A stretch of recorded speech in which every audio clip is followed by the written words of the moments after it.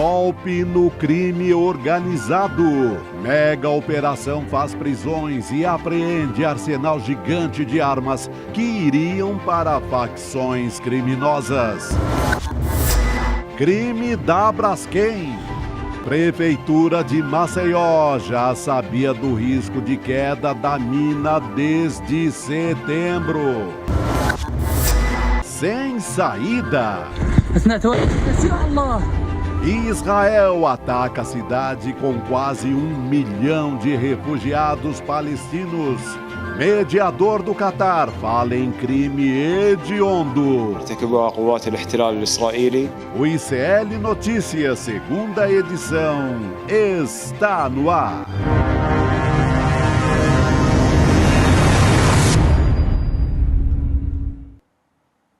Olá, boa noite, seja muito bem-vindo, seja muito bem-vinda. ICL Notícias, segunda edição, está no ar. Boa noite para você que nos assiste nos canais do Instituto Liberta, Eduardo Moreira no YouTube. Hoje é terça-feira, 5 de dezembro de 2023 e por aqui a gente começa um programa com muita notícia. Boa noite, Chico Pinheiro. Boa noite, querida Gabi. Boa noite para você que está em casa, você que está nesta câmera. Isto aí, você que está ligado no ICL Notícias desta terça-feira, com muita coisa para a gente dizer aqui, para ficar de olho no Brasil. Tem muita coisa e eu acho que a nossa audiência já sacou que a gente tem alguma coisa diferente aqui no estúdio hoje, né? Que é uma incógnita. Menina, apareceu isso aqui, isso aqui. E o que será que tem nessa caixa? O que será que tem nessa caixa, né? Já tem muita gente se perguntando aqui, ué. Mas nessa câmera aqui, mostra lá. Isso aqui parece o negócio do Coringa lá do Batman, né? Que tinha não é? O Coringa não tinha uma coisa assim, uma interrogação na roupa? Olha lá. Dá uma chacoalhada, tá meio silencioso. Charada, é o charada, né? O Coringa é o charada. É, o charada. Ó, boa, verdade. Vivo não tá. Porque o balanço ele não fala nada. Se devia abrir, abre. Não pode abrir, a gente vai ter que fazer De repente suspense. você abre, é uma bomba. Mas o que será? O que você acha que tem aí, hein, Chico? Tem a menor ideia. Você tem alguma... Tem umas estrelinhas aqui, ó. Aqui, ó. Vou pegar aqui. Eu não abro esses trem. Alguém fechou, não sou eu que vou abrir. Olha aqui. Tem umas coisas de explosão aqui, ó. Tá vendo? Aqui, ó. Bom, a gente não sabe o que tem, ou a gente sabe e não pode contar. Eu posso também estar fazendo suspense. Não, mas... bicho vivo não é. É. Vamos perguntar para quem está nos assistindo o que você acha que tem dentro dessa caixa. A gente não pode te contar ainda. Hoje de manhã, inclusive, ela já apareceu por aqui também. É porque a gente tem logo, a gente vai ter, né, o spoiler do que vai acontecer, mas a gente só vai contar no dia 7 de dezembro, né? Quinta-feira. Quinta-feira, então. E eu não vou saber, porque eu não vou estar aqui. Ah, Chico, aí você vai ter que assistir. Você vai ter que assistir para saber o que a gente vai contar aqui para a nossa comunidade. Na hora que você abrir, me manda uma mensagem. Tá bom. Se eu descobrir antes, eu vou tentar apurar para descobrir o que é. Aí eu te conto. Isso. Tá bom? Tá bom. Pode deixar.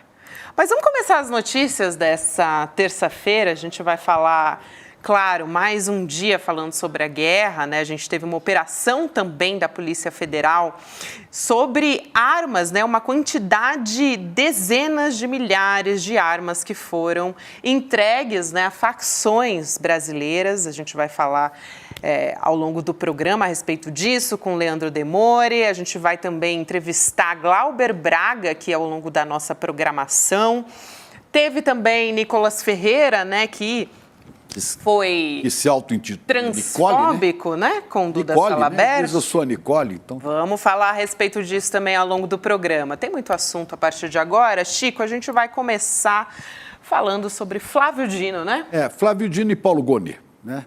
Os dois indicados pelo presidente Lula para a sabatina no Senado e poderão depois, dependendo da votação de senadores, o ministro da Justiça, Flávio Dino, ser indicado para mais uma vaga no Supremo Tribunal Federal, no lugar da ex-ministra Rosa Weber, e Paulo Gonet na Procuradoria-Geral da República. Os dois estão trabalhando, conversando com os senadores, né, explicando por que eles estão aptos e qual a importância de cada um desses cargos Esse aqui, o Paulo Gonet, parece que não está tendo muito problema, não. Agora, há uma campanha feroz dos fascistoides, da extrema-direita, dos bolsonaristas ou bolsonaropatas, se você preferir, porque eu acho que isso é mais ou menos uma doença, né? Depois a gente explica até por que é uma doença. Tinha um deles hoje explodindo aí na internet, dando aula para policiais, recomendando que o policial estuprasse moças que tinham acabado de morrer, ainda estavam quentes no necrotério.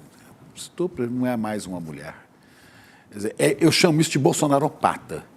Nesse curso que esse policial dava aula, né, Eduardo Bolsonaro também aparecia às vezes. E tem um outro aqui dizendo que se orgulhava de ter matado não sei quantos, né, e que se uma mulher é criminosa, é vagabunda, como ele diz. Eu também mataria logo, e matei muitos. Matava logo a mulher e o filho, porque você elimina o mal pela raiz. Quer dizer, este é o pensamento da extrema-direita, dos bolsonaropatas, que estão irritadíssimos com a possibilidade cada vez maior do ministro Flávio Dino assumir uma vaga no Supremo. Uma das líderes desse grupo de extrema-direita é a senhora Michele Bolsonaro. Ela estava num evento, se não me engano, no Rio Grande do Norte, e disse isso aqui, vamos ouvir.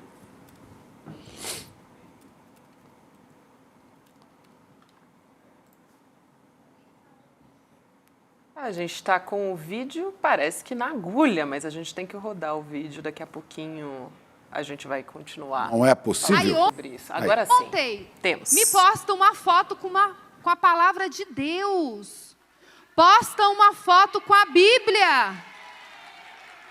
Se ele é comunista, ele é contra os valores e princípios cristãos, porque o comunismo foi o que mais perseguiu os cristãos. Meu povo, o que está acontecendo com vocês? Não existe comunista cristão. É de contramão com a palavra de Deus, sim. Ela fala do ministro Flávio Dino. Ela nunca soube o que é comunismo, né? E se você for olhar, embora o comunismo, né, rejeite religiões, há muito mais pontos de convergência entre o que propõe o comunismo e o cristianismo do que o capitalismo, do que o milicianismo, como desses dois policiais que eu citei aqui, professores bolsonaristas. Contra esses eu não vi ela se irritar. Mas ela vem falar isso porque não tem nada para falar de Flávio Dino. Aliás, eles não têm nada para falar sobre o Brasil, né? E cada vez mais irritados, porque o ministro Flávio Dino defende a democracia, o ministro Flávio Dino condena e critica aqueles arruaceiros, golpistas, bolsonaristas que tentaram tomar o poder no dia 8 de janeiro e se deram mal. Ela critica o ministro Flávio Dino porque a Polícia Federal, que é do Ministério da Justiça, apreendeu 43 mil armas potentes, poderosas, tráfico internacional de armas, que iam para a PCC, para Comando Vermelho e para as milícias. Eles gostam tanto de milicianos, né? A família Bolsonaro já condecorou, já empregou em seus gabinetes milicianos e parentes, esposa, mãe de milicianos, tudo na família Bolsonaro. Contra esses, ela não se irrita, mas ela fica irritada quando a Polícia Federal, sob o comando de Flávio Dino, apreende 43 mil armas que eram trazidas para o Brasil. O contrabandista era um paraguaio, Diego Hernán Dirizio, que está foragido. A Polícia Federal, nas suas investigações, descobriu... 2.000, né, apreendidas armas. 43 mil. 43 mil armas. Sim, mas... Em 3 anos, eles movimentaram algo como 1 bilhão e 200 milhões de reais. 1 bilhão e 200 milhões de reais, que entraram no Brasil para fortalecer grupos de traficantes de crime e milicianos, claro. Milicianos como aqueles que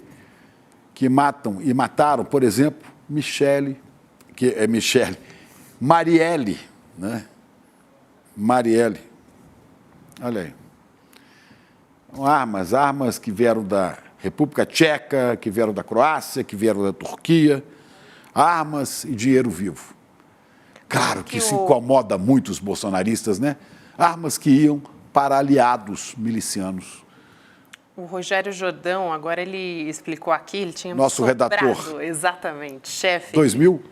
Ele disse o seguinte, foram 2.300 apreendidas e 43 mil armas movimentadas. É o total de 43 mil. Agora ficou claro.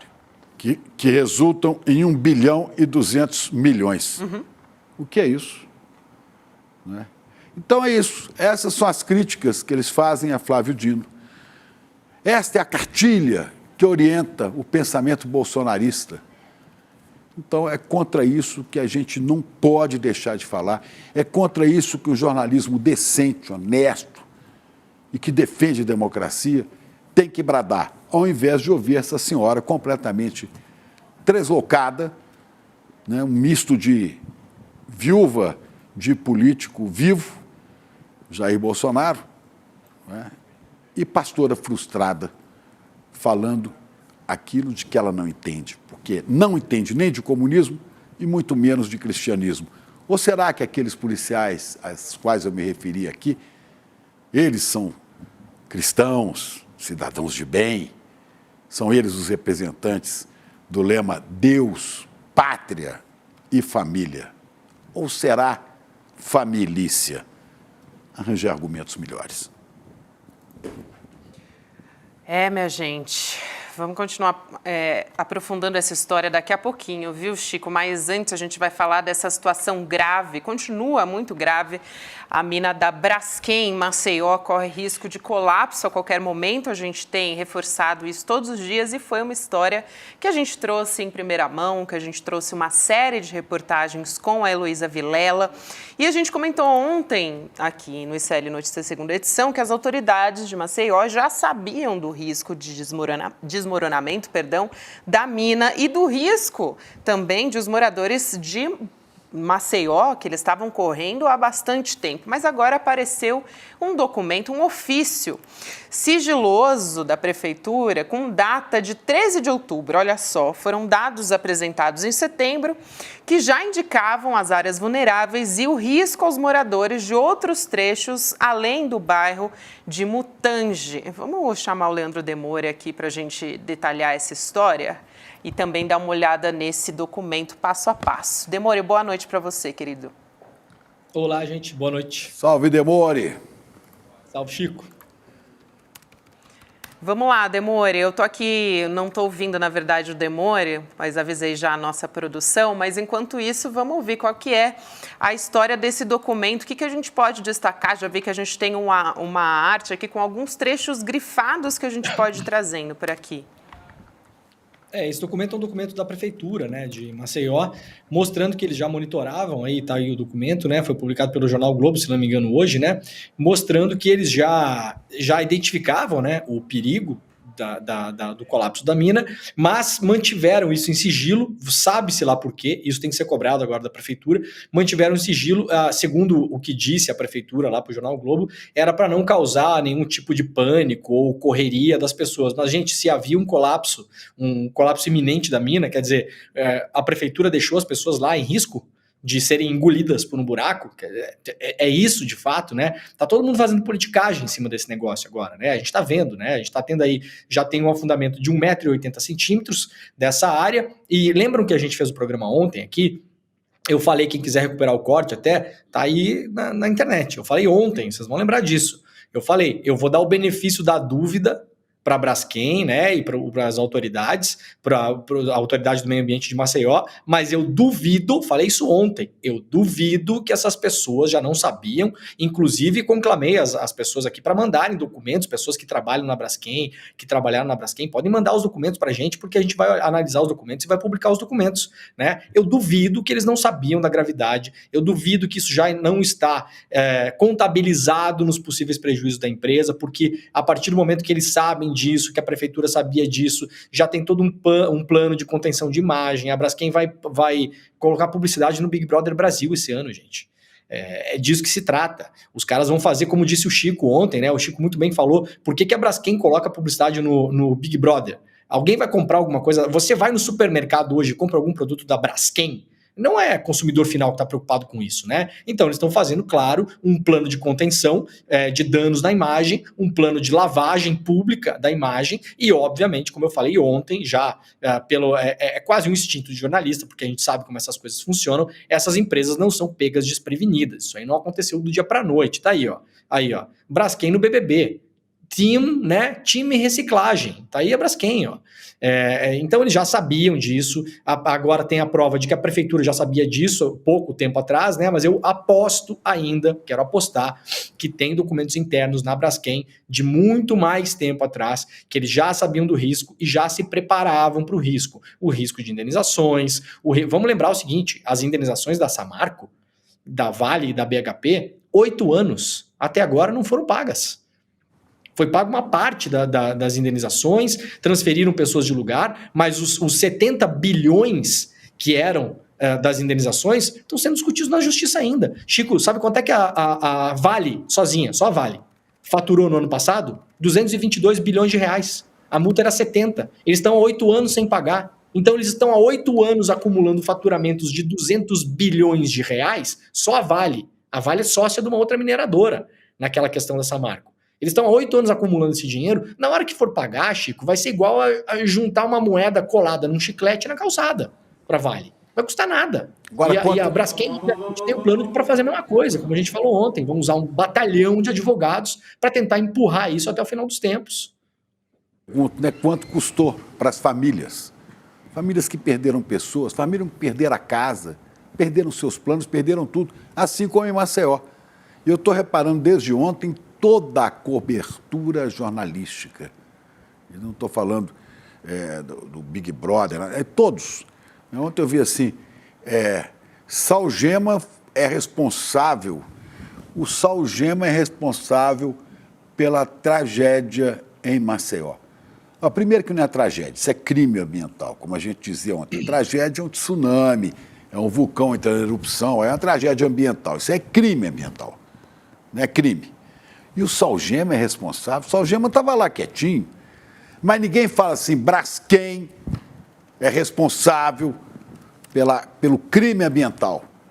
Não pode julgar antes, não precisa nem julgar, é óbvio, está aí. Braskem é responsável pela destruição em Maceió. Você repare em toda a mídia, aparece da maneira mais econômica possível, nos jornais, nas TVs, nos rádios, o nome da Braskem praticamente desaparece. Né? É uma ação que não tem um responsável. E isso eu aprendi muito cedo no jornalismo. Quando dava aula, eu falava para os meus alunos.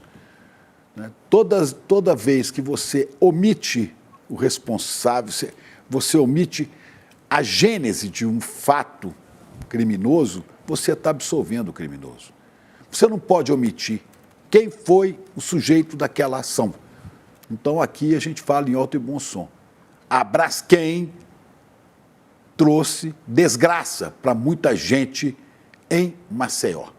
Muita gente. E pode trazer mais ainda. Ela trouxe desgraça para o meio ambiente. Assim como a Vale levou desgraça para Brumadinho, para Mariana. Né? Assim como a Samarco levou para Mariana. E por aí vai, velho. É isso. É a gana por dinheiro. E por dinheiro você esconde. Você tem até o ofício aí, né? Da comunicação, de que isso era sabido há muito tempo. Vamos mostrar o ofício? Cadê? Acho que tem aí. Olha aí. Aí, ó. Eu vou ler aqui, ó. Prefeitura de Maceió, Coordenadoria Municipal e Especial de Proteção e Defesa Civil. Né? Manifestações patológicas e trazer maior risco para a região, os imóveis, não sei o quê, blá. Ressaltamos ainda acerca da necessidade de manter os dados aqui colacionados, bem como todos os seus anexos sob sigilo. Necessidade de manter os dados sob sigilo até que todos os trâmites legais sejam concluídos, sob pena de divulgação antecipada de dados sensíveis, que sem um correto trabalho de comunicação podem causar transtornos aos municípios, né? Então isso aqui há 2 anos, né? Há 2 anos que a prefeitura de Maceió sabia disso. Mas não, isso pode trazer transtorno. Trazer transtorno é o silêncio deles enquanto o chão está sendo solapado, né? Exatamente. Enquanto estão comendo por dentro. Desde setembro, deste era ano, há 2 sabido meses. desde setembro, exatamente. Desde setembro. Aí deixaram tudo para a última hora, né, Chico e Gabi? Deixaram tudo para a última hora, perdão, dei um chute na minha câmera sem querer aqui. Deixaram tudo para a última hora e aí a gente viu na semana passada a polícia entrando na casa das pessoas para expulsar as pessoas da casa delas. 10 minutos. Quer dizer, não tinha prazo. Exato, não tinha prazo para você avisar com calma. Por que sigilo? Por que isso foi colocado sob sigilo? As pessoas não tinham prazo para se defender, para tentar melhorar a situação? Era possível ou não preencher essas minas com areia, como agora estão tentando fazer? Aliás, tirando areia de lugar que não pode, né? Está tentando resolver uma coisa, um problema criando outro.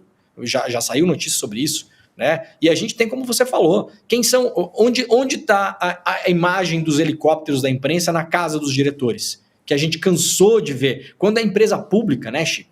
Quando a empresa pública, assim, parece que daí aí bate na empresa pública, aí arrebenta a empresa pública. Aí vai lá e bota a imagem do diretor, e bota a imagem do presidente, e bota a imagem de não sei quem, e bota a imagem do presidente da República. Quando é a Braskem, aí é o Salgema. Esses dias rolou até uma campanha, fazer um paralelo aqui para as pessoas entenderem a gravidade disso, rolou uma campanha encampada aí por umas entidades aqui no Brasil em relação ao conflito na Palestina. Uma campanha, né, com uma campanha de lavagem de imagem também pro regime Netanyahu. Aí o texto de divulgação de muitos influenciadores que vestiram uma camisetinha com um símbolozinho, assim, uma cretinice, né? Uma cretinice. Aí o texto de divulgação era assim, ó, Gabi. Vimos o maior massacre cometido contra judeus em Israel pelo Hamas depois do Holocausto. Ponto. Aí a frase seguinte era: por outro lado, em Gaza, uma guerra está matando mais pessoas do que jamais se viu. Uma guerra está matando, Chico. Não é uma guerra. Não, primeiro que não tem guerra, né? Você viu algum palestino armado? Assim, você viu algum palestino armado? É na faixa de Gaza? É a escolha das palavras, né, Lemônio? Isso, é uma guerra. Não é Netanyahu que está matando com o apoio do Biden? Não são os sionistas que estão matando. Não são os sionistas. Quem está fazendo isso é uma guerra. É uma guerra. Isso.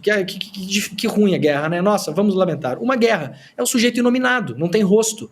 Não tem responsabilização. Uma guerra pode responder contra o internacional?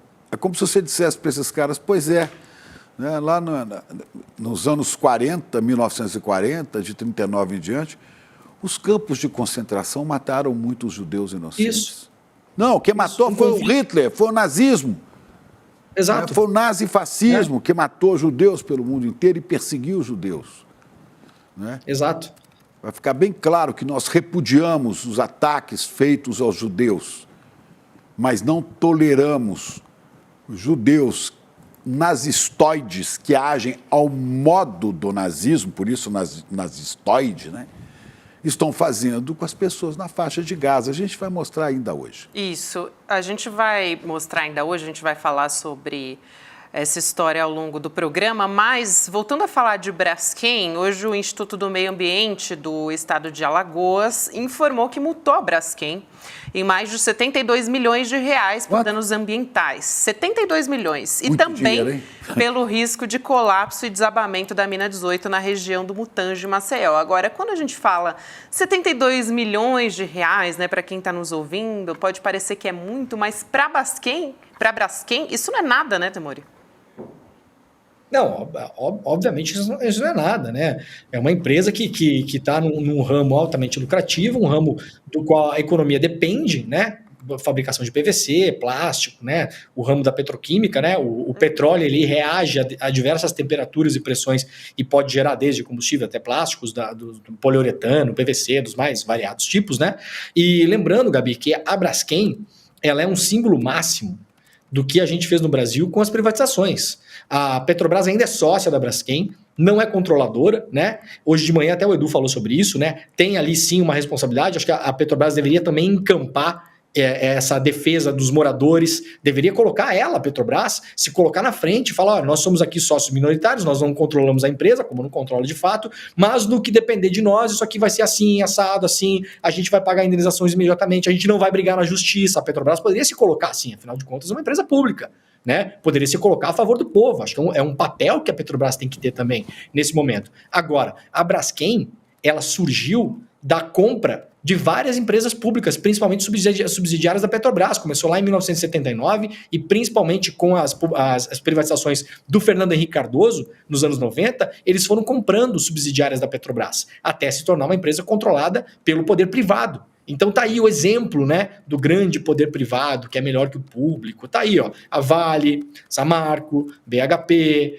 Braskem. A gente vê as tragédias que acontecem, os crimes que acontecem com essas empresas privadas. E aí, nesse momento, sempre tem uma passação de pano, porque botam dinheiro aqui, porque botam dinheiro ali, porque o CEO é meu amigo, porque esses presidentes dessas empresas, né, Chico e Gabi, eles rodam sempre pelas mesmas empresas. Então, o cara, hoje ele tá na Braskem, ele vai para Samarco, depois ele vai para Americanas, depois ele vai para o Itaú, depois... Então, assim, é um clubinho de meia dúzia de pessoas, essas pessoas todas se protegem, são muito ricas e, como diz o Edu hoje de manhã, né, obviamente, dinheiro traz poder. Então, a gente está lutando aí contra um poder estabelecido. Vocês tenham certeza, a cobertura que está acontecendo em relação a isso, ela é limitada até o limite em que não dá para esconder. Então, assim, alguns jornalistas estão fazendo dentro das redações o trabalho para publicar isso até o limite que não dá para esconder, e daqui a, vou chutar, 10 dias, ninguém mais vai estar falando nisso. Só vai se falar nisso se abrir o buraco mesmo lá e engolir o troço. Agora, se estabilizar, e estabilizando já é ruim, porque, de novo, já afundou 1,80 m, já aniquilou um bairro inteiro, 20% do território urbano de Maceió está sob risco, gente. Coloquem isso no mapa da cidade de vocês e pensem como seria na cidade de vocês. Se isso aí estabilizar desse jeito, esse pedaço de Maceió vai virar um bairro fantasma e ninguém mais vai falar disso. Vocês podem ter certeza. E aí a gente vai assistir o Big Brother com campanha da Braskem para reciclar plástico. Demore, me lembra também o caso de São Paulo, né, da Enel, ou Enel, que eu prefiro. Né? A empresa que assumiu a eletricidade na cidade de São Paulo, a energia elétrica, privatizada, competente, deixou aqui, tem morador de São Paulo que ficou aqui 6, 7 dias sem luz, perdendo coisas em casa, perdendo congelados, com prejuízo para um monte de gente. Né? O que vai acontecer? O prefeito foi lá, já em campanha para voltar, para ficar na prefeitura o ano que vem. O prefeito foi, né? Fez como disse o Edu hoje, fez a papagaiada dele. Depois o governador Tarcísio foi também, fez a papagaiada dele, fizeram todo o barulho. Aconteceu o que com a Enel? Nada. Aí o CEO, o chefão da Enel, saiu, pediu demissão, foi embora. Aí botaram outro, está tudo resolvido. Está tudo resolvido. E essas coisas, né, Chico, as pessoas não sabem dos bastidores, mas a gente sabe muito bem como funciona. Essas coisas, muitas vezes, elas são combinadas. Deu um apagão em São Paulo. Metade da população está sem luz. 6 dias depois, tem 300 mil casas e comércios sem luz. Aí o prefeito chega lá, numa reunião da Enel, e fala o seguinte, olha, eu vou ter que falar, eu não posso não falar sobre isso, vocês entendem, né? Então pega mal, né? Pega mal, então vocês sabem que eu vou falar. Não é surpresa para o presidente da Enel que o prefeito de São Paulo vai dar uma porrada na Enel num dia no jornal. Isso já está combinado, isso já está tudo certo, já está dentro. O presidente da Enel vai falar, não, tudo bem, vamos lá, a gente vai lidar com isso. Depois a gente bota um dinheiro num patrocínio, numas coisas aí, né? No próximo festival de música, a gente muda o logotipo, a gente bota um logotipo colorido, bota um bichinho de pelúcia no logotipo e fica todo mundo fofo e fica todo mundo bem. Então essas coisas, até as críticas são combinadas, né, Chico? Exatamente. Gente, também tem essa história que a gente adiantou aqui na abertura do programa, né? O Chico Pinheiro trouxe os detalhes. A Polícia Federal, que é, caso você não saiba, subordinada ao ministro Flávio Dino, né? Esse que a direita elegeu como um inimigo, deflagrou hoje uma mega operação contra um grupo suspeito de entregar, a partir da Europa e do Paraguai também, 43 mil armas de fogo para facções brasileiras, dentre essas facções o PCC, também o Comando Vermelho. Esse grupo, ele operava um esquema bastante complexo, que a gente vai conversar aqui com o Demore, multimilionário também, movimentou mais de 1,2 bilhão de reais só em armamentos. Olha só o que a gente está falando. 1 bilhão e 200 milhões de reais. Exatamente. Em armas. Em armas. Foram cumpridos 25 mandados de prisão preventiva, 6 de prisão temporária e 52 mandados de busca e apreensão no Brasil, nos Estados Unidos e no Paraguai. E aí, como a gente disse, mais de 2.000 armas foram apreendidas. Quer dizer, parece que o Flávio Dino, né, como está dizendo a extrema-direita que não gosta de combater crime organizado, vai bastante na contramão dessa retórica aí da extrema-direita, né, Demore? Essa operação me preocupou bastante, sabe por quê, Gabi? Porque é o seguinte, a legislação paraguaia ela é muito mais frouxa em relação à importação de armas. Quem já foi para o Paraguai, eu nasci próximo da fronteira com a Argentina, próximo da fronteira com o Paraguai, fui milhares de vezes para o Paraguai. Conheço muito bem o Paraguai. Você vê lá coisas que você não vê no Brasil, por exemplo, segurança de porta de loja usando calibre 12, né? Usando armamento pesado, assim, em segurança de loja, segurança civil, né? Não policiais. O Paraguai é muito mais leniente com isso. Mas isso me preocupou por quê? A gente viu no Brasil nos últimos anos um afrouxamento da legislação sobre armas, né? Então, isso permitia que muitos clubes de caçadores, atiradores, né, esportivos pudessem comprar uma quantidade absurda de armamentos. A gente já viu operações da Polícia Federal mostrando que a suspeita que nós tínhamos lá em fevereiro de 2019, quando o Bolsonaro, no meio do carnaval, editou os 4 decretos de armas, já tinha uma suspeita, eu falei sobre isso nessa época, muita gente fala, você está exagerando, você está tentando adivinhar o futuro, não sei o que. Gente, a gente faz tanto tempo esse negócio aqui, que assim, perde até a graça a brincadeira, né? Você vê, né, o Chico e Gabi, você vê o negócio e fala, isso aí, já sei onde é que vai parar. Já vi. E eu falei, né, o Chico, você sabe bem, né? Aí eu olhei na época e falei, vai ter gente montando CAC para comprar um arsenal e depois magicamente os arsenais serão roubados. E é exatamente o que aconteceu no Brasil nos últimos anos. Só que essa operação me preocupou por quê? Eu vou dar rapidamente aqui como era o cenário até poucos anos atrás. Tráfico de armas e tráfico de drogas é um assunto que eu... Só mostrar uma coisa, Demore. Deixa eu só mostrar aqui antes de você falar, porque você pode incluir no seu comentário aí. Isso aqui é um mapa de como é que esse negócio funcionava, né? O caminho para entregar armas, facções. As armas vinham, olha aqui, da Turquia, da Croácia, da Eslovênia e da República Tcheca. Então elas entravam pelo Paraguai e do Paraguai elas vinham para São Paulo e para o Rio de Janeiro. É esse o caminho, ó, aqui. Que vai ao encontro justamente do que o Demore está Leste falando, europeu, né? Paraguai e Brasil. Exatamente. Né? Isso. Essa rota, o Chico, ela é conhecida já desde os anos 50, 60, quando tinha já grupos de italianos e franceses, principalmente na América do Sul e também no Brasil, de mafiosos italianos da Unione Corse, né, os corsos, e também de Marselha, que tem um grande porto na Europa, que é uma boca aberta para todos os tráficos do mundo. A máfia francesa, né? A máfia francesa e a máfia italiana também, né? A máfia Cosa Nostra, a máfia siciliana. Essa é uma rota conhecida como a rota caipira, né? Que ela pega uma parte do Paraguai ali, uma parte dos países que fazem fronteira com o Brasil, e ela é conhecida como rota caipira porque ela passa pelo interior de São Paulo, né? Essa é uma rota já bem conhecida. A fronteira com o Paraguai, boa parte dela é uma fronteira seca. Você tem ali o Rio Paraná e o Rio Paraguai numa parte dela, mas você tem uma fronteira seca também. É muito difícil de controlar, passa muita coisa por ali. Agora, o que é que me preocupou e me chamou a atenção, e a Polícia Federal, obviamente, está de olho nisso, né? Até uns anos atrás, o PCC e o Comando Vermelho, eles dominaram as rotas de tráfico da América do Sul para a Europa, principalmente, tá? Os dois, a rota caipira e principalmente as rotas na Amazônia Legal. O que é que o PCC principalmente começou fazendo isso? O Comando Vermelho tem parte nisso também, mas o PCC é o principal garantidor. Até uns anos atrás, você tinha as máfias europeias, principalmente, quando elas queriam comprar, por exemplo, cocaína, do Peru, da Bolívia e da Colômbia, que são os principais produtores, ela tinha que mandar garantias para esses países. As garantias, frequentemente, eram pessoas. Então, você pegava uma família mafiosa, você mandava um filho para a Colômbia, esse filho ficava lá na Colômbia, em poder dos produtores de cocaína, né, dos traficantes, e até que o negócio não fosse realizado, ou seja, até que a cocaína não chegasse na Europa e o dinheiro não chegasse na América Latina, ou nos bancos suíços, em Liechtenstein, nas Bahamas, nas Ilhas Virgens Britânicas, em Malta, em Delaware, e por aí vai, esse familiar não retornava para casa. O PCC ele acabou com esse esquema porque o PCC se tornou um garantidor. O PCC entrou nessa coisa como um fiador. O PCC entrou e falou o seguinte, sicilianos, calabreses, napolitanos, franceses, turcos, nigerianos, curdos, que estão com uma máfia muito poderosa hoje, principalmente no norte da Europa, na Suécia. Nós garantimos o negócio. Então vocês depositem o dinheiro nestes bancos aqui e nós, PCC, garantimos que a cocaína chega no porto que vocês quiserem. Pode escolher Marsella, Amsterdã, Gioia Tauro, o porto, vocês escolhem o porto, Barcelona, e a gente manda para vocês. E aí, Chico, durante esses anos todos, as armas que vinham parar para o Brasil, que vinham parar na mão do PCC, no Brasil e do Comando Vermelho, da ADA, do Terceiro Comando Puro, de todos os das cartéis, milícias, né? E das milícias, não se esqueça.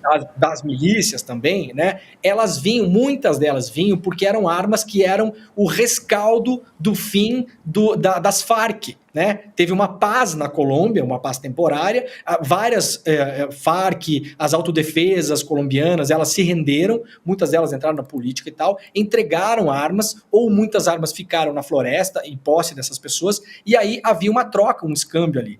Aparentemente, pela quantidade de armas que a polícia está falando, que entraram no Brasil, 42 mil armas pelo Paraguai, esse estoque das Farc e dessa guerrilha que tinha na Amazônia acabou. Então agora eles estão buscando armas em outros lugares. E isso é muito preocupante, porque você vê aí armas da República Tcheca, que é um grande fabricante de armas, né? Tem a principal fábrica de pólvora da Europa, inclusive, a pólvora que está sendo cedida para a guerra da Ucrânia, por exemplo, né? Então, a Croácia também, né? Turquia também. Então, você tá vindo de outros lugares. E aí tem um outro lugar que produz munições, que é um lugar onde produz várias munições piratas de vários armamentos que circulam pelo mundo, que é um lugar chamado Passagem do Quiber, que fica no Afeganistão. Aquela área toda foi conflagrada pela invasão americana, né, do Iraque, depois do Afeganistão. Então também eu posso imaginar que muito da munição que está chegando no Brasil está usando essa mesma rota, está sendo produzida no Afeganistão e em outras áreas e está chegando no Brasil por essa via caipira. Então me preocupou bastante a quantidade, e essa não é uma rota nova, mas a quantidade me dá a impressão que o estoque de armas das Farc, das autodefesas e tal, acabou e está vindo armamento novo por outros lugares que não seja essa guerra do tráfico que tinha na América Latina até uns anos atrás. Agora, você não vê um pio da extrema-direita, dos bolsonaristas, em relação a esse assunto. Nada, né? Primeiro porque o Bolsonaro ajudou muito na disseminação de armas, né? E não combateu. Agora que a Polícia Federal, sob o comando do ministro Flávio Dino, né? Que é o ministro da Justiça, ao qual se vincula a Polícia Federal.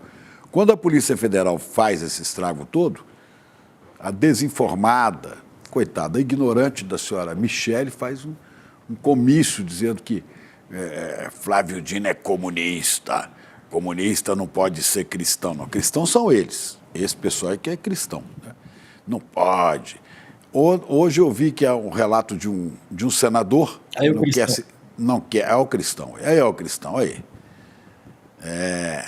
Olha lá, não sei se ele está atirando na cruz, mas um senador disse assim, sabe, eu até votaria para a vaga do Flávio Dino para o Supremo, mas eu não posso fazer isso, porque se eu fizer isso, eu acho até que ele é bom, mas se eu fizer isso, eu estou ferrado, a igreja me expulsa. É um desses falsos pastores que se elegeram, né? A igreja me expulsa. Se a igreja me expulsar, eu perco toda a minha força política e perco a cadeira do Senado. E vão saber que eu votei contra, então não tem jeito, eu vou ter que votar contra. Você vê o tipo de mentalidade, né? O tipo de mentalidade. É esse o estrago que esses fascistóides fazem no país, essa extrema-direita. Chico, um detalhe importante, um dos principais jornais do Brasil chama-se, não é a Folha de São Paulo, nem o Estado de São Paulo, nem é outra Folha. Um dos principais jornais do Brasil é a Folha Universal. Você já viu? Que é o jornal da igreja, né? Da Igreja Universal. Ele é distribuído de graça, eu morei muitos anos próximo de uma Igreja Universal e toda semana eu passava ali no templo e pegava o jornal para ler, o que tinha lá, né? E essa conversa de que é antibíblico ser de esquerda, ela já rola no jornal da Igreja Universal há muitos anos. Já há várias avaliações de pastores, eles fazem leituras da Bíblia para provar por A mais B como você não pode ser cristão e de esquerda. Então isso é uma coisa que já está incrustada nos fiéis de várias agremiações, várias denominações religiosas no Brasil. Mas olha, o que orienta, né, o fundamento do Evangelho, da Boa Nova de Jesus, que é o amor ao próximo, é o quê? É a vivência comunitária. Está lá nos Atos dos Apóstolos, os cristãos tinham todos os seus bens em comum, né? Partilhavam os seus bens, doavam os seus bens segundo a necessidade de cada um, em comunidade, né? Daí para comunismo é pouca coisa, mas esse Jesus não interessa. Você nunca viu Jesus defendendo o individualismo, o acúmulo de riquezas. É mais fácil um camelo passar pelo fundo de uma agulha do que um rico entrar no reino dos céus. Quer dizer, esse que acumula, né? Esse que se entesoura e achando que garante alguma coisa a mais nessa vida, esse está fora. Quer dizer, esta leitura fundamental do Evangelho, que é ética do cristianismo, essa não orienta esse povo. Esse povo se orienta por outro tipo de coisa. E usa mentirosamente a mensagem do Cristo para os seus objetivos. Com um monte de gente, coitada, muita gente até de coração bom, mas gente que não tem informação, ignorante. Por isso que eu acho que é fundamental, sabe, Demore, Gabi, uma educação política, para as pessoas entenderem a quem que elas estão servindo sem saber. Porque se isso não for feito, não vai demorar muito. Nós vamos ter aqui, Brizola já alertava isso, né? Uma nação não mais democrática, autocrática e o pior, teocrática, autocrática em nome de um Deus. Esse do Deus, pátria e família. Tem uma outra informação a respeito disso, né, Demore? Acrescentando, junto a essa aula que você deu aqui, muita gente no chat falando, olha só, foi uma aula sobre como funciona o crime organizado. De fato, tem um nome que se destacou, né, como principal operador desse esquema, que é o empresário argentino Diego Hernán Dirizio. Ele é dono de uma empresa no Paraguai que importava essas armas dos países como a Croácia, a República Tcheca, desses países que a gente mostrou no mapa, né? E ele é considerado o maior contrabandista, de acordo com informações, né, que a gente teve dessa operação, de armas, o maior contrabandista de armas da América do Sul. Então, uma pessoa bastante importante nesse esquema todo, né, Demore? A Argentina, historicamente, Gabi, ela foi ela recebeu traficantes. Ela tem uma história da Argentina com os mafiosos franceses e italianos, que ela é dos anos 40 já. A imigração italiana que aconteceu no Brasil, ela é muito diferente da imigração italiana que aconteceu na Argentina, por exemplo. A imigração que aconteceu na Argentina, ela é muito mais parecida com a imigração que aconteceu nos Estados Unidos e no Canadá. E o que eu quero dizer com isso? Isso aí não é, de modo algum, dizer que as pessoas que moram nessas regiões da Itália são mafiosas. Não é isso, não. Agora, a imigração italiana que veio para o Brasil, a partir do final do século XIX, até aí os anos 30, 40, é uma imigração principalmente do norte da Itália, onde não havia infiltração mafiosa nessa época. Hoje já há. A máfia italiana está na Bolsa de Valores, ela investe em empresas, ela tá na Alemanha, na França, né? Ela se espalhou pelo mundo. Agora, nessa época, os imigrantes italianos que iam para Buenos Aires principalmente, muitos deles, a imensa maioria deles, eram do sul da Itália. O sul da Itália é o berço das quatro principais máfias que ainda estão em ação na Itália, né? A Cosa Nostra, que fica na Sicília, a 'Ndrangheta, que fica na Calábria, a Sacra Corona Unita, que fica na Puglia, bem lá embaixo, e a Camorra, que fica na região da Campania, as pessoas conhecem mais como Nápoles, né? E então, assim, há uma tradição já na Argentina de ter recebido essas pessoas e de ter operado. A Argentina tem um porto importante, que é o Porto de Buenos Aires, né? E você tem um acesso facilitado ali, é uma questão geográfica também, né, Gabi? Você tem um acesso pelo Rio Paraguai, você tem um acesso ao Paraguai. Então você sobe o rio, né? O Rio da Prata, você sobe o Rio da Prata, pela foz do Rio da Prata, você vai dar lá no Paraguai, você vai dar lá em cima. Aliás, é o caminho que o Exército Brasileiro fez em várias batalhas da Guerra do Paraguai, né? A Batalha do Riachuelo foi lutada ali, né? Então, há uma questão geográfica também. Então, os argentinos, claro, têm um envolvimento muito forte com o Paraguai e também tem uma questão seguinte, para encerrar esse assunto. A gente viu a bonança econômica do Uruguai nos últimos tempos. O Uruguai está muito forte economicamente. É muito também porque o Uruguai é um país leniente ambiente com lavagem de dinheiro, com fuga de capitais, você leva dinheiro para lá e as pessoas não perguntam muita coisa. Então a Argentina ela está um pouco no epicentro ali entre o Paraguai e entre o Uruguai e fazendo essa rota com os europeus também. Então me parece bastante óbvio que tem a gente da Argentina envolvida nisso também. Pois é, Demore, obrigado, a gente vai voltar a se falar amanhã, não sei, né? Amanhã não. Semana que vem. Semana que vem. Semana que vem. Segunda-feira. Você falou desse povo que foi para a Argentina, só para completar. Não se esqueça também que a Argentina foi o maior abrigo de oficiais nazistas que fugiram da Alemanha depois da derrota na Segunda Guerra Mundial. Por isso que a Argentina sofre. Talvez por isso é que o Milei tenha vencido a eleição por lá. Falou, Demore. Valeu, gente. Beijo, Demore. Até segunda-feira, querido. Meu xará tá em... Ele tá. Meu xará tá on. Tá na espera. E a gente vai falar com o Chico Sá a respeito dos enroscos do bolsonarismo com a polícia e com a justiça. Não falta, né?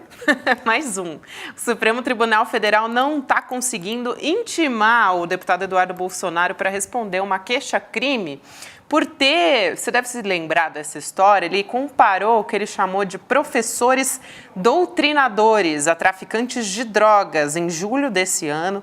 Para quem não lembra, fica aí essa informação, né, indigesta para você, isso aconteceu. Chico Sá, boa noite, meu querido, bom falar contigo. Olha ele. Boa noite, Brasil, boa noite, Gabi, boa noite, Chico. Bububu. Nossa homenagem ao homem que vai virar cidadão de BH. Pois é, você veja, as pessoas querem fazer amigos queridos, né? O vereador Pedro Patrus propõe o título de cidadão de Belo Horizonte. E aí revela, o diabo revela para Belo Horizonte inteiro que eu não nasci lá. Ah, tá vendo? Ele não nasceu lá. Mas não é estado de espírito? É porque Minas Gerais não é estado geográfico, Minas Gerais é estado de espírito. Ah, bom. E eu fui para Minas Gerais, eu nasci no Rio Grande do Sul, em Santa Maria, né? E fui para Minas Gerais com menos de 3 meses de idade. Eu falei, eu não nasci em BH, mas BH nasceu em mim há 70 anos. E nunca mais me desliguei de BH. É isso. Maravilha, Chico. Estou muito feliz. Quinta-feira, atenção, comunidade ICL de Belo Horizonte e Redondezas. Se quiser bater um café comigo lá, estou na Câmara Municipal às 7 da noite. Para uma imerecida homenagem, mas vamos encontrar amigos. Fica o convite aí para os Belo Horizontinos, para os mineiros. Chico, sobre essa história do Eduardo Bolsonaro, antes de você trazer aqui seu pitaco, vamos assistir o vídeo para a gente entender? Vamos ver. Preste atenção na educação dos filhos. Tirem um tempo para ver o que eles estão aprendendo nas escolas.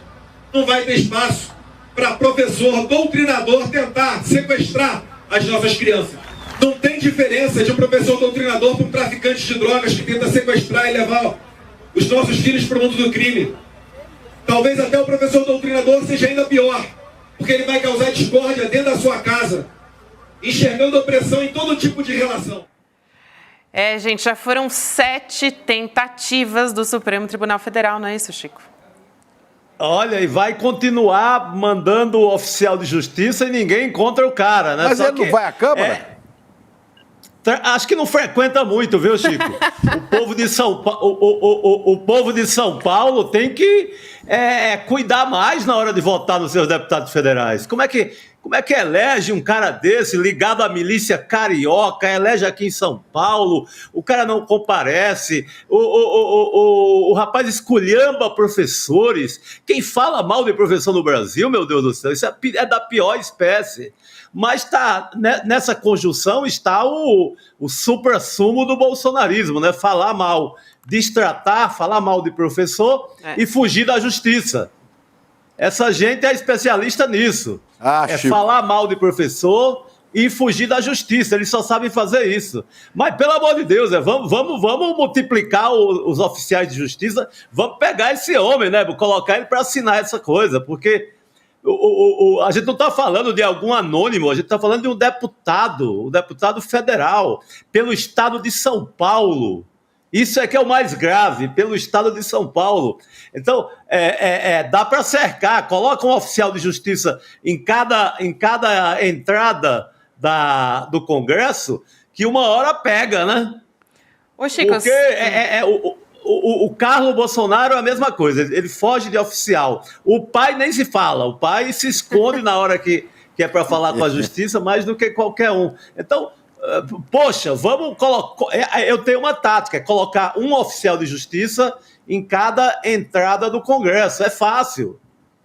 Sabe, eu vi Gabi, eu vi o relatório dos oficiais de justiça tentando, descrevendo como é que tem sido a saga. Como é que tem sido a saga para tentar intimar o Eduardo, né? Diz que chegam no gabinete, aí tem aquela mentira, ele vai chegar, não vai chegar, enquanto isso ele dribla a turma, vai para casa, o maior drible do mundo. Então, porque o bolsonarismo foge da justiça? Mas, gente, dá para pegar esse cara, tem que né? ficar Pelo de amor de tocaia, Deus. né, Chico, para conseguir pegar o homem, pelo amor de Deus. Manda ele para Buenos Aires. Bota um oficial de justiça bom aí, corredor. Ou bota em Buenos Aires, onde ele vai levar o cumprimento ao Milei, e pega lá. Exatamente. Lá pega ele lá na chegada, né? Do aeroporto. Isso. Pedir para nossa comunidade CL ajudar a justiça. Vamos comunicar os oficiais de justiça. Onde está Dudu Bananinha? Porque, pelo amor de Deus, vamos achar esse homem. O cara é um parlamentar federal. Pois é. Já que não está funcionando, né, Chico, dar plantão ali no gabinete dele, quem sabe se der um plantão no aeroporto de Buenos Aires, quem sabe dá certo. Do que Eduardo, o conhecido como Bananinha, de que Eduardo tem medo? Por que ele não aparece de cara limpa e fala assim, vocês estão me procurando, eu estou aqui, mata no peito. Querem me acusar? Provem. Mas ele critica professor, né, mas aceita, inclusive já deu algumas aulas, nesse curso de formação de policiais. Tem até um vídeo aqui que não sei se vai dar tempo da gente colocar. Meu Deus do céu! Não, mas não é aquele do cara ensinando a estuprar mulheres mortas, não. Cadáveres? Não, é outro. É de um cara ensinando a matar. Né? Como é que mata? Meu Deus se gabando, do céu. eu matei, eu torturei. É de uma empresa chamada Alfacom. Né? Esse vídeo está aqui, depois se der alguém põe aí. Porque neste curso, o Dudu já deu aula, o Dudu Bananinha já deu aula. Sim. Contra esses professores, ele não se indigna. Oi. A gente tratou sobre esse curso no ICL primeira edição no ano passado, quando, em plena campanha eleitoral, quando apareceu esse vídeo dessa formação de policiais que ensinam as maiores atrocidades do mundo. Mas, já que falamos de família Bolsonaro, eu fico na torcida, porque hoje eu vi uma notícia que me animou bastante, e tem relação direta com essa do Eduardo, é que a Procuradoria-Geral da República está tentando, com a Meta é que controla o Instagram e o Facebook, está tentando com a Meta pegar um vídeo que foi publicado pelo Bolsonaro, pelo Jair Pai, o ex-presidente, 2 dias depois do terrorismo do 8 de janeiro. E esse vídeo, ele fecha a questão da denúncia. Ele abre o caminho, finalmente, meu Deus do céu, finalmente, ele abre o caminho para o Bolsonaro ser denunciado pelo golpismo, pela questão do golpismo. Então, seria uma grande notícia, seria excelente para a população brasileira chegar ao Natal com essa notícia. Seria um presentaço, mais do que qualquer Papai Noel. Seria o Papai Noel da justiça, o Papai Noel contra a impunidade. Se a gente conseguisse chegar no Natal com uma denúncia, não estou pedindo muito, eu não estou pedindo nem prisão mais agora, eu estou pedindo... que o Jair Bolsonaro, pelo festival de crimes que cometeu, seja pelo menos denunciado pelo Ministério Público Federal, pela Procuradoria-Geral da República. E eu acho, Chico e Gabi, que estamos perto disso, viu? Pela primeira vez no ano, eu me animei um pouco em relação a essa notícia. Eu acho que com a nova PGR, podemos ter até o Natal esse presentaço do Bolsonaro finalmente denunciado. Pois é, Chico, mas tem uma parte 2, né, dessa... Este aí Este vídeo que está aí, qual é? Esse não é o do cara ensinando a matar. Esse é o que recomenda estupros de cadáveres? Não é. Não. É, Chico, eu acho que esse é... Na Alfacola. É da primeira... É da mesma empresa. É É da da mesma empresa onde o empresa. Eduardo, É um acho que outro vídeo. o Carluxo, o Carlos Bolsonaro também, eles andaram dando aula aí, né? Meu Deus do céu. Exato. É essa gente que está passando batido.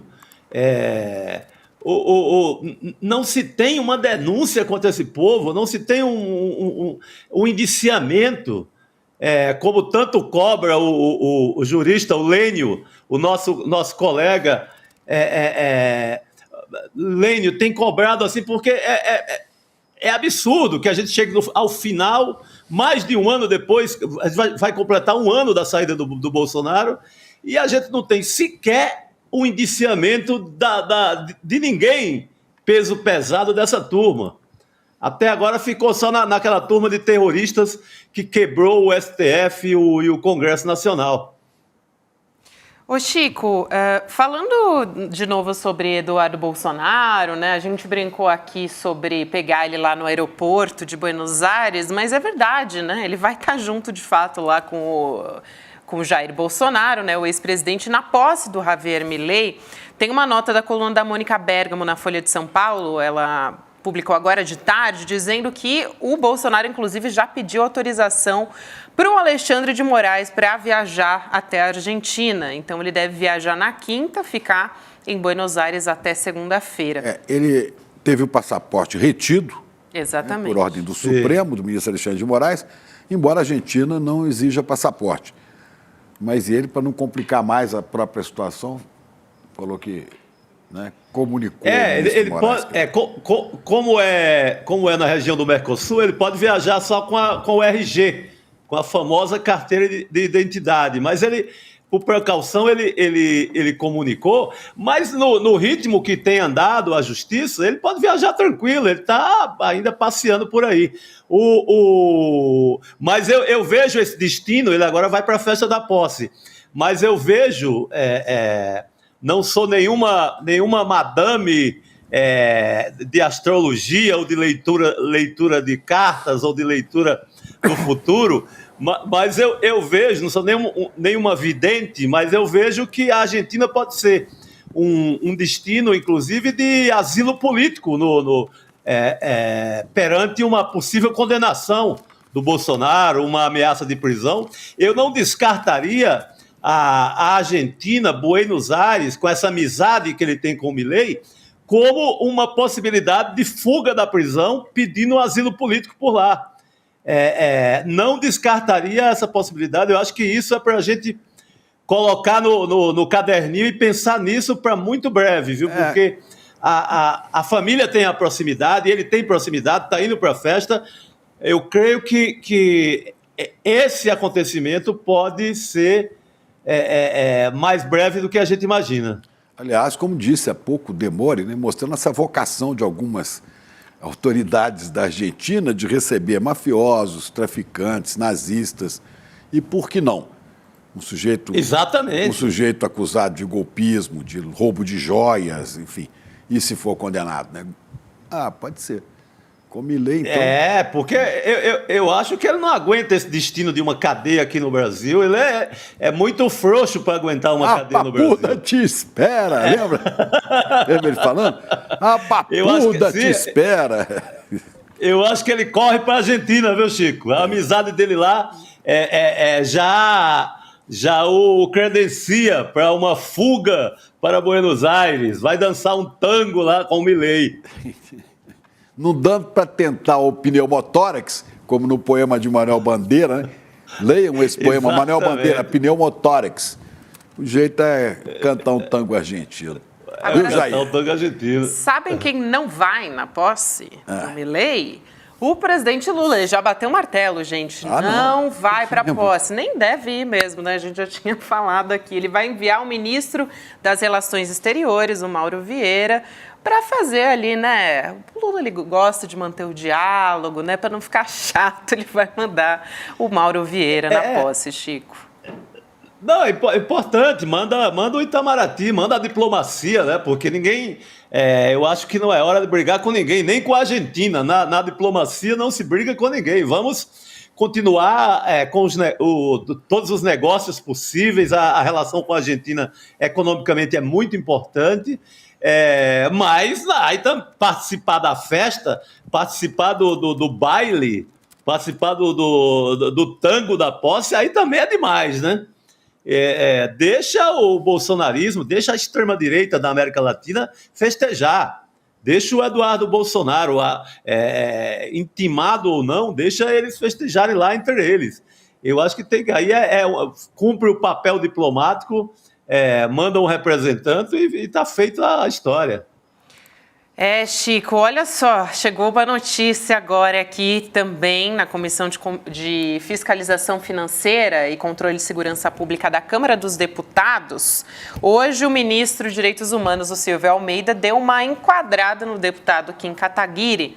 Ele estava respondendo, o ministro, uma pergunta sobre uma viagem até Brasília da Luciane Barbosa Farias, que é esposa de um membro do Comando Vermelho, que o Estadão gosta de chamar de dama do tráfico, né? Segundo a reportagem. Isso. E mesmo sem que ela tivesse esse apelido e nem fosse condenada, como o jornal divulgou, a gente tem esse vídeo, vamos colocar aqui para a gente entender o que se trata. É o Nicolas, né? Eu imaginava que o senhor não consideraria suficiente a minha resposta. Falamos depois o senhor faz videozinhos, cortezinhos para dizer que venceu o debate.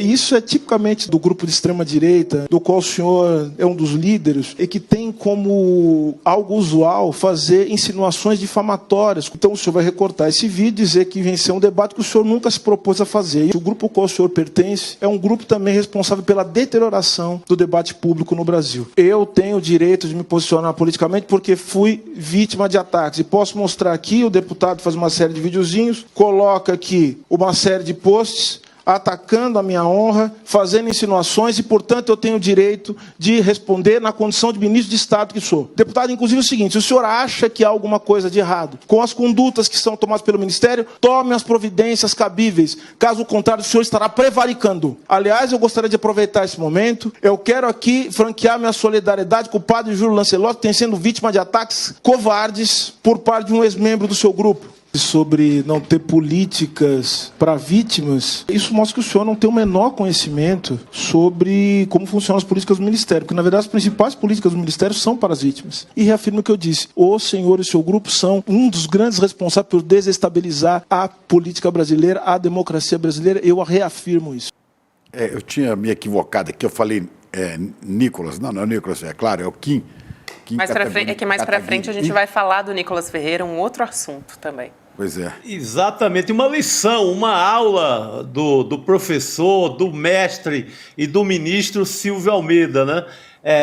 Uma lição como essa gente merece. Uma lição sobre o Estado de Direito, sobre como funciona, sobre a utilidade do Ministério dos Direitos Humanos.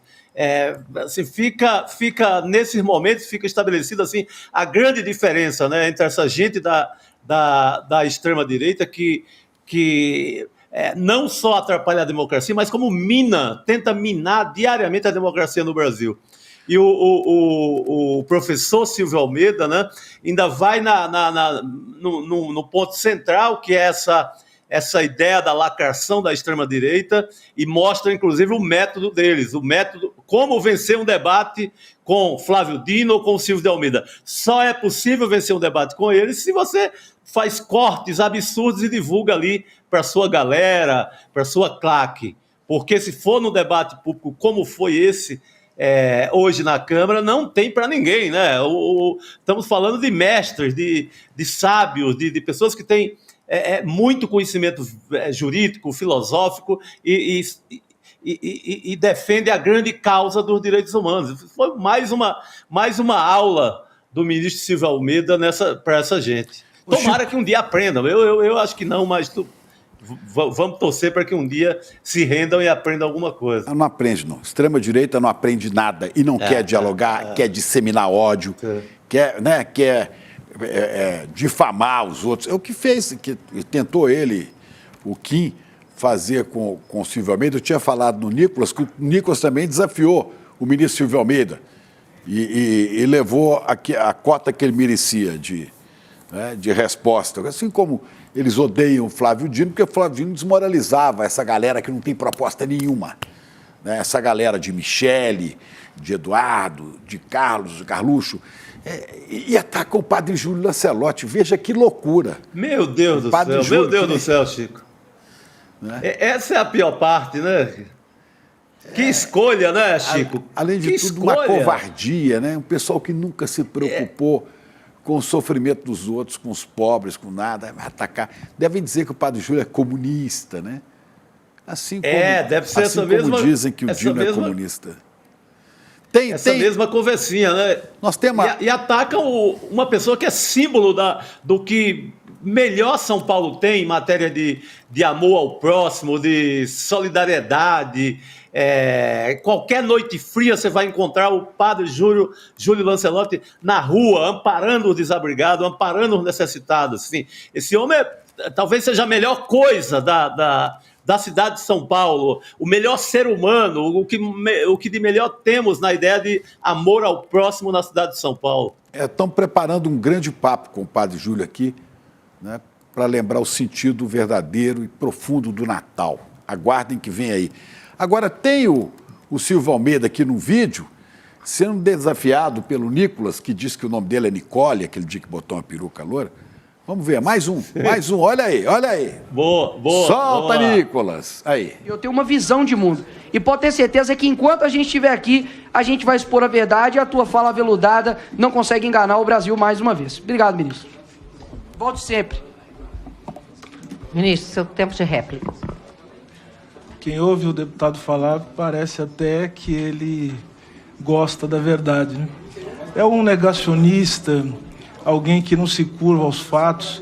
Se se curvasse aos fatos, ele saberia, por exemplo, que eu nunca mencionei nada sobre o que ele... Esses espantalhos aqui sobre apropriação cultural, sobre branco fazer coisas. Isso é algo que eu nunca disse, nunca escrevi.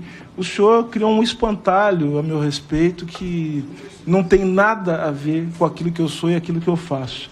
Eu acho curioso também o senhor se preocupar com prisão, né? Porque eu me lembro que quando iniciei o projeto de olhar para as condições do sistema carcerário a partir das decisões da Corte Interamericana que apontavam os piores lugares, o que me chamou a atenção foi que muitos dos senhores começaram a falar que eu ia fazer rolezinho nas prisões e criticando. E agora que estão sendo presos, estão sendo condenados, estão nas cadeias que o próprio Supremo Tribunal considera que são um estado inconstitucional de coisas, são verdadeiras masmorras, agora os senhores se somaram na luta pela dignidade do sistema prisional.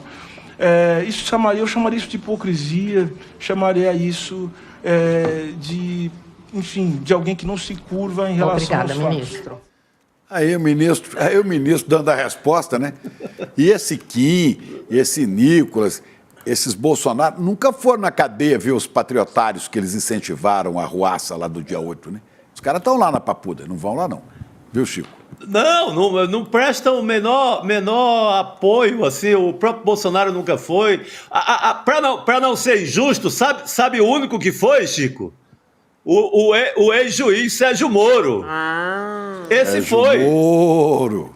Esse visitou lá no primeiro momento, ao contrário do Nicolas ou Nicole ou do Kim, ou do próprio Bolsonaro, ou do Flávio, Eduardo, da turma toda.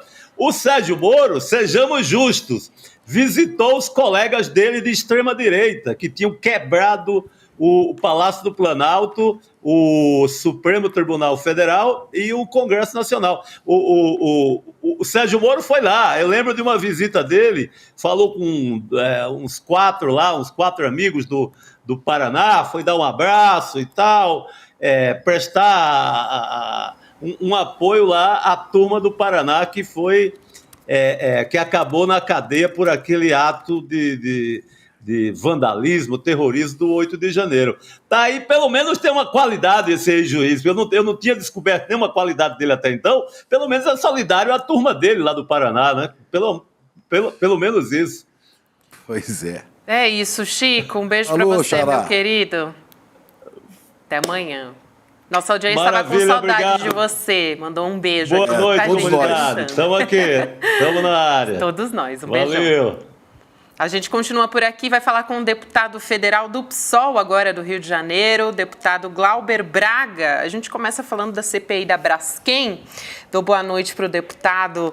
Seja muito bem-vindo aqui ao ICL Notícias, segunda edição, deputado. Vamos começar falando dessa comissão, né, que foi oficialmente criada no dia 25 de outubro no Senado, mas até agora nenhum partido indicou os membros. E aí, sem essas indicações, não tem CPI, né? A não ser que o presidente Rodrigo Pacheco escolha os nomes, enfrente os líderes, né? Não é muito do feitio do Rodrigo Pacheco. Então, pergunto, vai sair essa CPI? E na Câmara, deputado, o senhor acha que vai seguir essa história? Porque também tem um burburinho a respeito de uma CPI ser instalada, né? Boa noite para o senhor.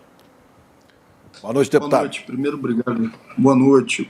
Obrigado pelo convite de vocês aqui, mais uma vez, para estar falando. Atrasei um pouco, porque o Guga Noblar me parou ali no corredor, pediu, inclusive, que eu pudesse prestar contas em nome dele aqui da Câmara, porque estava fazendo um trabalho, uma matéria aqui para vocês, sobre um conjunto de perguntas. Então, por isso que eu cheguei um pouquinho mais tarde. É isso. Eu acho que a tendência da CPI agora é sair, né? Ou seja, a partir do tamanho dessa tragédia que está vivendo Maceió. Não era necessário que a gente chegasse a esse ponto. Agora, não quer dizer que porque uma CPI é instalada, que ela evidentemente vai ter como consequência a responsabilização dos agentes que foram diretamente responsáveis, sendo redundantes, por aquilo que é uma tragédia ambiental nessas proporções. Na Câmara mesmo, as lideranças de Alagoas têm muito a explicar, a começar pelo próprio presidente da Câmara, Arthur Lira. Ou seja, será que até os dias de hoje não tinha um indicativo concreto por parte daquele que exerce todo esse poder, como exerce Arthur Lira, de medidas que fossem de responsabilização da Braskem? Isso, evidentemente, os representantes de Alagoas vão ter que dizer, e aqueles que têm uma articulação tão forte com o setor privado na defesa dos seus interesses dentro do parlamento. Mas, respondendo objetivamente a sua pergunta, eu acho que a partir da tragédia já mais do que consolidada, há uma tendência agora desses instrumentos poderem avançar um pouco. Sim, deputado. Agora, é muita impunidade, né? Porque esse não é o primeiro caso de devastação promovido por mineradoras. A gente falava hoje aqui no começo sobre Minas Gerais, Vale, né, Samarco, essa coisa toda. E, pelo visto, ali não vai render muita coisa não, né? Em termos de punição. A blindagem é muito forte do ponto de vista institucional, né? Tanto do ponto de vista judiciário quanto do ponto de vista legislativo. Aqui na Câmara sempre teve uma bancada que são defensores dos interesses das mineradoras e de grandes corporações. Então, evidentemente, só desequilibra esse jogo por uma responsabilização de fato quando há um amplo processo de mobilização social, reivindicando, cobrando para que isso aconteça. Se a gente deixar só por conta dos movimentos que vão acontecer nos palácios, a gente está ferrado, está frito, né? Porque os interesses dessas mineradoras e aquilo que elas põem no debate público é de um poder que, evidentemente, só se contrapõe se você tiver uma ampla mobilização. Então, respondendo também objetivamente a sua pergunta, não vai dar em nada? Acho que depende. Ou seja, sempre que um processo como esse está ocorrendo, a nossa tendência, e a minha também, é não acreditar em nenhuma responsabilização, visto o que é o histórico do Brasil. Mas como eu acredito no imponderável, num processo de organização, de mobilização, que venha cobrar a responsabilidade de fato, eu acho que o momento é exatamente da gente procurar estar fazendo isso e se mobilizando para tal. Agora, deputado, a gente falou agora há pouco do Nicolas Ferreira, né? Deputado federal Nicolas Ferreira, que foi condenado hoje em segunda instância num processo movido pela também deputada, né, Duda Salabert. Em 2020, quando os dois ainda eram vereadores lá em Belo Horizonte, ele deu uma entrevista, o Nicolas, e se referiu a Duda Salabert com pronomes masculinos, né?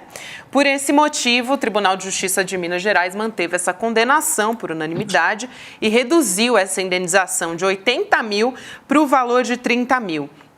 Agora, não é novidade, né, o Nicolas Ferreira se referindo a Duda Salabert no pronome masculino, também fez ponderações ali no parlamento bastante transfóbicas, né? Colocou uma peruca loira, também não vou nem retomar essa história porque ele não mesmo, vale a pena, né? Ele mesmo se auto-intitulou Nicole, né? Transfobia, né? Agora, o deputado, essa história de reduzir a indenização também de 80 para 30 mil, como é que o senhor avalia? O senhor acha que é o suficiente, pelo menos algum movimento nesse sentido de mostrar que não dá para falar o que quiser, que não vai ficar impune? Eu acho que, evidentemente, a responsabilização ela é necessária, independentemente do valor. Agora, é irrisório, né? Porque essa turma de extrema-direita, infelizmente, reúne ali os seus fanáticos, faz as vaquinhas e consegue fazer com que uma penalização como essa, com que uma responsabilização como essa não venha, de fato, a doer no bolso deles. Tinha que ter uma penalização verdadeira, uma responsabilização onde ficasse, de fato, demonstrado que o tipo de ação que esse sujeito toca, como outros aqui da extrema-direita tocam, não pode ser naturalizada. Mas ter uma demonstração institucional de que ele tem que ter limitações a esse tipo de ação, eu acho que é algo, sim, que a gente tem que avaliar como uma vitória, mas ainda uma vitória pequena, frente ao que deveria ser feito com esse cidadão, com esse rapaz. Ele deveria, de fato, perder o mandato como deputado federal, não permanecer aqui se utilizando das prerrogativas que o mandato federal tem para cometer de maneira corriqueira, permanente, esse tipo de ataque transfóbico e todos os outros tipos de ataques que eles se utilizam, né, do respaldo parlamentar e institucional para tocar a partir de uma linha de orientação fascista. Respondendo, então, sim, a responsabilização ela é necessária, porque ela vai criando os precedentes, mas ainda é muito pouco. Mas deputado, impressionante que esse pessoal, essa extrema-direita, ela não tem nenhuma proposta, ela não combate nada com argumentos, né? É sempre isso. Acusa que o padre Júlio, diz que o outro é comunista, diz que outra hora é transfobia, e por aí vai. Quer dizer, não é um pessoal que tem nenhuma proposta, o negócio deles é disseminar a discórdia, a cisânia. Parece que é isso o tempo todo. Eu nunca vi um debate produtivo com esses caras da extrema-direita, os bolsonaristas no parlamento. Mas chegou mais uma notícia aqui importante, né? Chegou, acabou de chegar, Chico. O ministro Alexandre de Moraes do Supremo Tribunal Federal determinou que a Meta, que é a empresa do Facebook, entregue em 48 horas um vídeo publicado pelo ex-presidente Jair Bolsonaro depois dos atos golpistas do 8 de janeiro. E se essa decisão for descumprida pelo presidente Bolsonaro, ele vai ter uma multa, né? Imposta uma multa diária de R$100 mil, decisão que foi um pedido apresentado na segunda-feira, portanto ontem, né, pela Procuradoria-Geral da República, e a PGR disse que, apesar de Moraes já ter determinado a entrega desde janeiro e voltou a cobrar em agosto, o vídeo ainda não foi apresentado até agora. A Meta. Né? Exatamente. Olha, só para lembrar, esse vídeo, Gabi, é um vídeo em que Bolsonaro... questiona a vitória, né? Diz que foi uma fraude a eleição, questiona tudo. Depois ele próprio retirou o que postou no Facebook, por isso, ele diz que não tem mais, por isso o Supremo está pedindo o ministro Alexandre de Moraes está pedindo a Meta, que é a gestora do Facebook, traga este vídeo, né? E depois o Bolsonaro disse, não, eu gravei alguma coisa lá, mas eu estava drogado, eu estava sob efeito de drogas, que eu estava passando mal, né? Não drogas ilícitas, drogas medicinais. Eu estava doidão, né? Agora, deputado, a respeito dessa notícia, eu acho que vale dizer, né, que a gente até agora não teve uma denúncia, né, contra Jair Bolsonaro nesse sentido, né, a respeito do 8 de janeiro, a respeito dos atos golpistas, de não respeitar o resultado das urnas eletrônicas e uma tentativa, ou foi para as vias de fato, né, o golpe no dia 8 de janeiro. Representações tem muitas, né, inclusive do próprio PSOL, solicitando a responsabilização do senhor Jair Bolsonaro. Eles utilizam isso como método. Agora, por exemplo, ele acabou de dar uma declaração, mais uma vez, demonstrando que o resultado da eleição não foi aquele, tentando induzir as pessoas a essa falácia.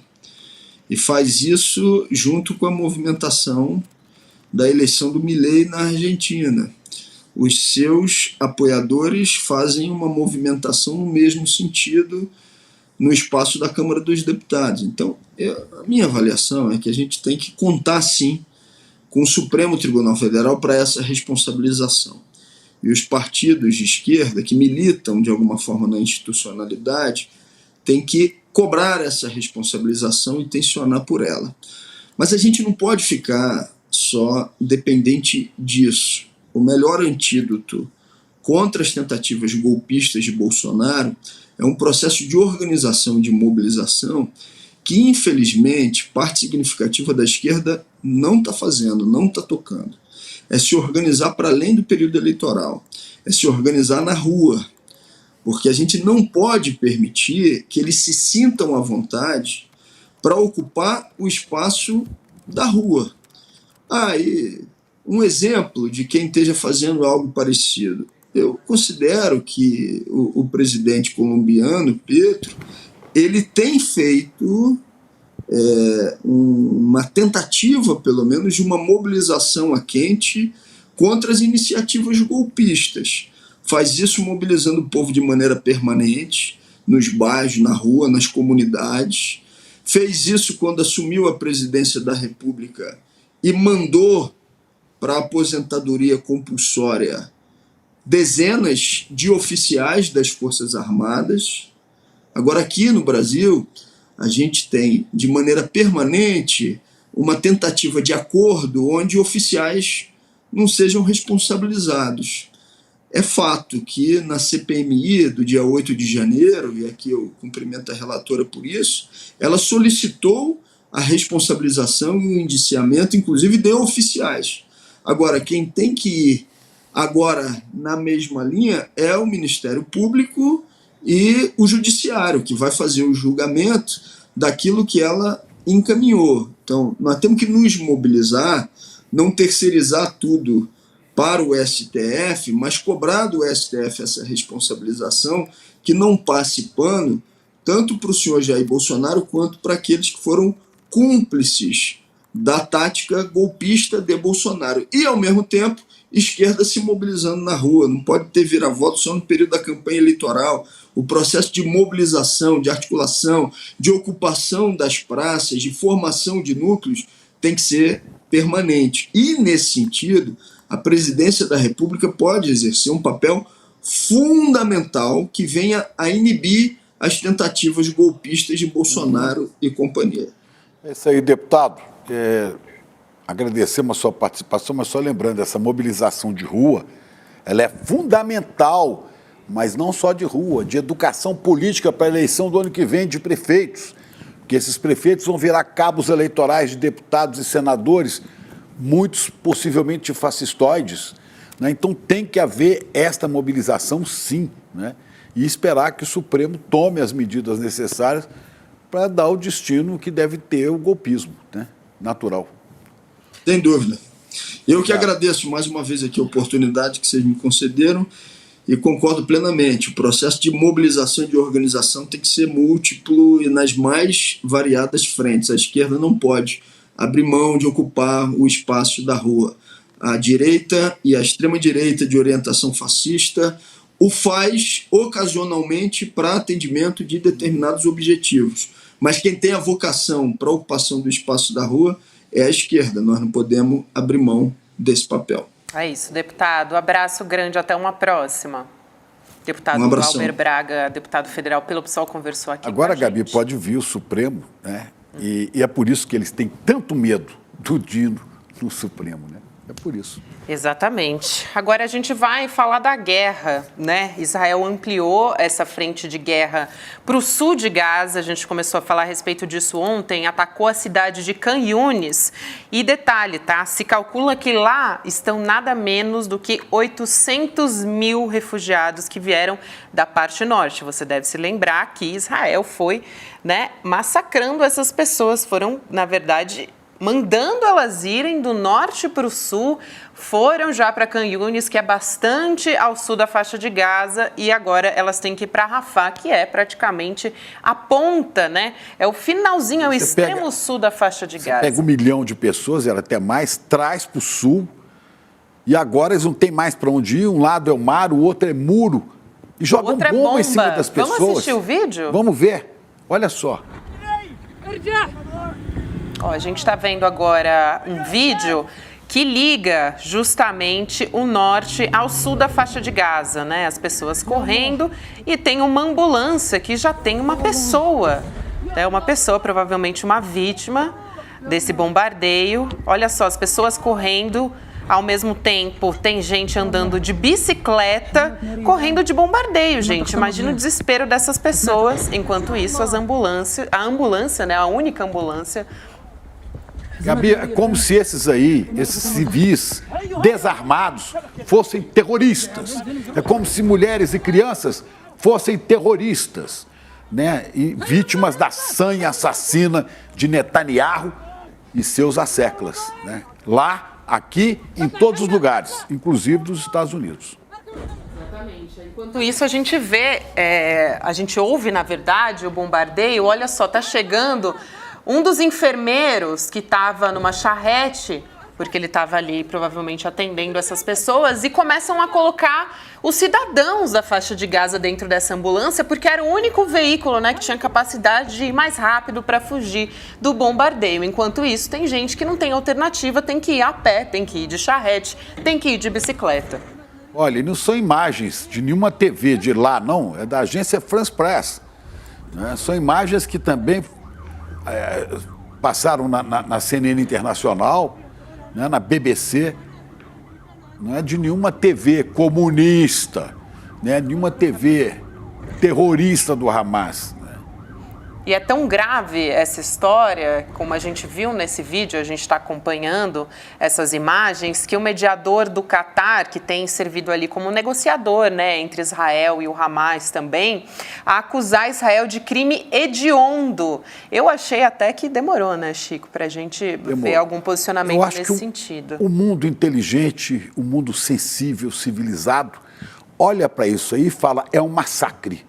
Isso é um genocídio, isso é uma covardia de Netanyahu e esses sionistas tarados que querem eliminar daquele território todos os palestinos, né? Mulheres, crianças, civis de toda a ordem, é isso aí. É isso, gente. É difícil, né, a gente encerrar assim, porque realmente as coisas continuam muito graves na faixa de Gaza, mas a gente não vai deixar de falar a respeito disso. Vamos voltar aqui ao assunto da Caixa, que muita gente ao longo do programa tentou adivinhar, viu? Vem pra Caixa, você também. Sabe o que falaram aqui no nosso chat? Eu trouxe algumas possíveis respostas aqui que eu achei tem na Caixa? boas. O Marcos Melo disse, é o Chico Sá dentro da Caixa? Chico Sá não é, né? Porque ele já apareceu aqui conversando com a gente. A Eda disse, um panetone, a Eda Castro. Letícia, uma novidade bomba. Isso, com certeza, a gente pode dizer que é, né? Porque uma novidade bomba. Uma novidade bomba, a gente pode dizer que é. Mais gente falando que é o Chico Sá, o Thales Patrick, o Pedro Vasconcelos.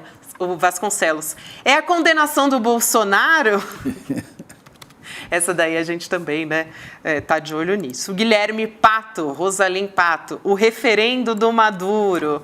E o Red York também falando, é o bilhete premiado da Mega Sena de fim de ano. Gente, se for isso, eu também quero, tá? Serão as joias da Arábia. Podem ser. Podem ser também, podem ser também.